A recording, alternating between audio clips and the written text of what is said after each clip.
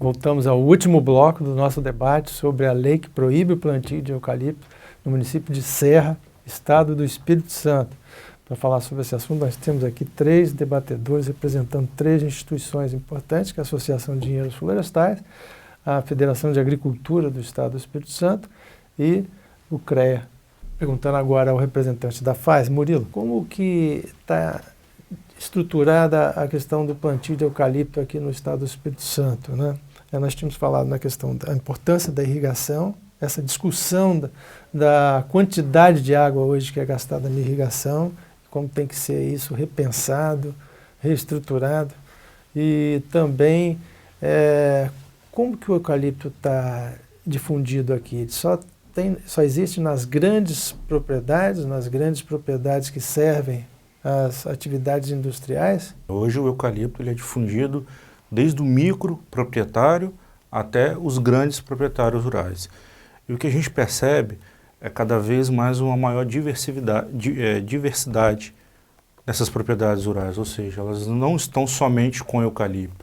O eucalipto apresentou-se como uma cultura opcional. Uma alternativa. Exatamente, uma alternativa de renda àquele proprietário. E hoje ele coloca-se como uma importante alternativa, por quê? Exatamente pela questão hídrica, por não demandar irrigação para o seu cultivo, a escassez de mão de obra, porque hoje no campo a gente percebe uma grande deficiência e o eucalipto apresenta-se mais uma vez como essa alternativa, e também pela questão de renda, que hoje está bem interessante o plantio de eucalipto. Diante desses 3 fatores mínimos que a gente pode citar aqui, a gente já percebe que, por não causar os impactos tão propagados por aí, como já exposto, por resolver, entre aspas, a questão da mão de obra. Como você tem uma baixa escassez, o eucalipto não demanda tanta mão de obra, você tem uma excelente solução. E pela questão de renda, hoje é uma excelente oportunidade para o produtor ocupar suas áreas, e também não degrada o solo. E outra questão, a questão da irrigação, né? Ainda voltando um pouco mais para ela. A gente sabe que no mundo todo, né, a importância da irrigação de consumo de água é acima de 70%. E parece-me que aqui no Brasil, no estado do Espírito Santo, isso passa de 80%. Né? O Espírito Santo é o estado brasileiro que mais concentra áreas irrigadas. Mas isso não é uma... É porque o Brasil irriga pouco, normalmente. Você vai para algumas regiões do mundo aí, em que a concentração de irrigação é muito maior do que aqui. Irrigação sim, mas a quantidade de água aplicada por hectare é às vezes abusiva, incompatível com a capacidade de produção de água da bacia. Né? Pela falta de investimento em equipamentos modernos de irrigação. Você vai para o mundo judeu, né?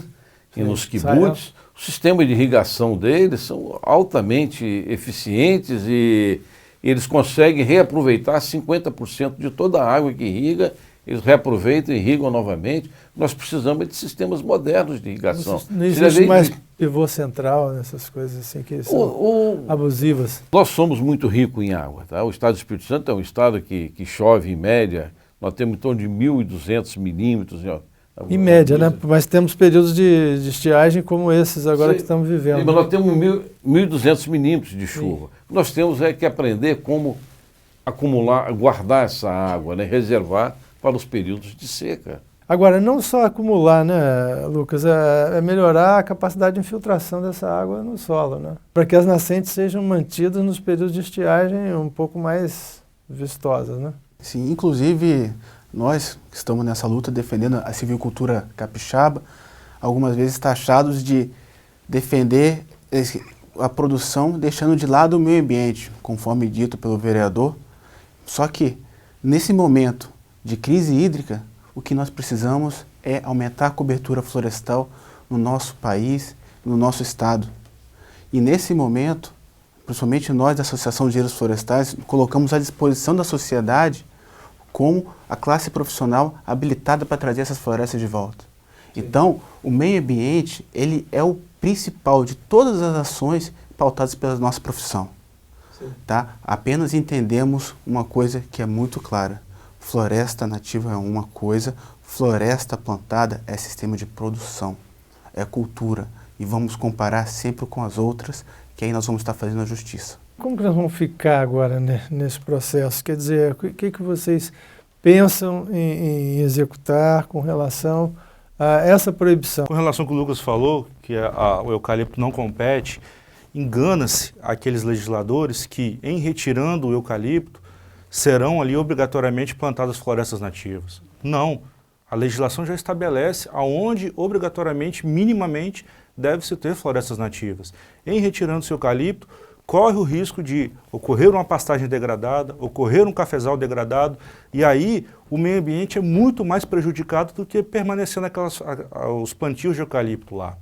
Baseado nessa análise, a Federação da Agricultura já assumiu a responsabilidade de entrar com uma ADIM contra essa legislação do município da Serra. O município da Serra deveria agradecer muito a esses 5.000 hectares de eucalipto que tem no município da Serra, porque é onde está tirando o carbono da atmosfera que está sendo expelido pelas suas indústrias, pela sua população. É uma forma de compensação. Cada planta de eucalipto, ela tira até meia tonelada por hectare de carbono atmosférico. Isso pode equilibrar, né, com a questão da indústria. Outra questão também que o Lucas colocou muito bem é a questão da fauna. Nós temos que lembrar que as florestas de eucalipto, ao contrário das outras culturas implantadas no Estado do Espírito Santo, já há décadas elas respeitam as leis ambientais.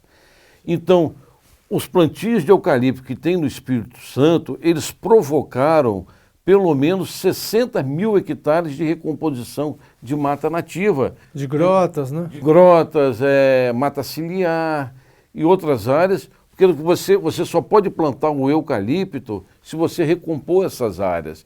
Então nós temos hoje no Estado do Espírito Santo, só a fibra deve ter mais de 40.000 hectares de áreas plantadas no Estado do Espírito Santo com nativas, o que dá é uma área do tamanho do município de Santa Teresa, por exemplo, que foi recomposta só com nativas. E aí, como você não tem a mata na mesma área, só a floresta de eucalipto, você é obrigado a recompor com nativas no entorno, pelo menos aí em torno de 20%, 30% dessa área, então você passa a ter a fauna presente naquela área. E essa relação não percebe-se em nenhuma outra atividade, ou seja, quem planta café não tem essa obrigação de recuperar as matas ciliares, a mata nativa, assim como o pasto. A silvicultura tem essa particularidade. Esclarecemos que convidamos o vereador Aldair Xavier, que não confirmou ao final, mas que foi convidado para o nosso debate. E esse espaço está aberto para outros debates sobre o assunto. Queremos agradecer a vocês. Só uma última rodada. O que vocês esperam? Uma frase de cada um, por favor. Galvez. Eu espero que os políticos, né, escutam os técnicos da área e passam a fazer as suas legislações mais inteligentes. A gente espera que o produtor rural ele seja observado, enxergado na sua real função de conservador das águas e das florestas nativas também. A Associação de Engenheiros Florestais está se sentindo-se muito bem representada pela FAES nessa ação direta de inconstitucionalidade nessa lei. E é isso, estamos à disposição para poder desmistificar, mas também é um importante momento para a gente fazer uma meia-culpa do porquê que isso está acontecendo.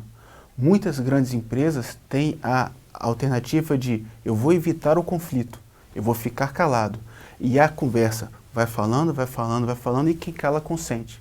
Nós temos a verdade, nós temos a ciência, nós temos as universidades, nós temos as pesquisas.